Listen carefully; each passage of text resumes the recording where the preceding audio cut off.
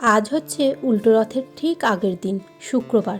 বিকালে সেলাইয়ের কাজ ছিল, কিন্তু ম্যামের নিমন্ত্রণ থাকায় আগের দিন মানে বৃহস্পতিবার ক্লাসটা করিয়ে দিয়েছিলেন।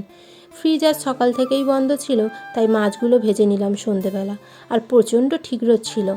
কাল যেহেতু রথ, তাই ভাবলাম আগের দিনেই ঘোষণাটা করে দিই। হ্যাঁ, অনেক চিন্তা ভাবনা করেই ডিসিশানটা নিয়েই নিলাম। 30 দিনের চ্যালেঞ্জ ভিডিও নিচ্ছি, রেগুলার ছোট ভিডিও পোস্ট করব বলে।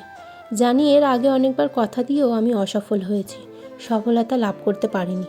তাই ভাবলাম এই চ্যালেঞ্জ ভিডিওর সাথে সাথে আমি অনেকটাই নিজেকে পরিবর্তন করব, সাথে সাথে নিজের হেলদি লাইফস্টাইল এবং নিজেকে নিজে আরও জানবো। কথাগুলো ভালো করে বলার চেষ্টা করব, যেগুলো আমি আগে বলতে পারতাম না। এই ভিডিওটিতে অনেকটাই গুছিয়ে কথা বলতে পারছি, নিজেই বুঝতে পারছি। তাই এই পদক্ষেপটা অনেকটা ছোট হলেও একটু মনে হয় ছোট ছোট পদক্ষেপে এগিয়ে যাওয়াই ভালো। হুট করে বড় পা ফেললেই কিন্তু দূরে পৌঁছে যাওয়া যায় না। তাই ভাবলাম এই 30 দিনের চ্যালেঞ্জটা নিয়ে যদি সফলতা লাভ করি, তাহলে আবার 100 দিনের চ্যালেঞ্জ করব। মাথায় একটু তেল মাখছিলাম।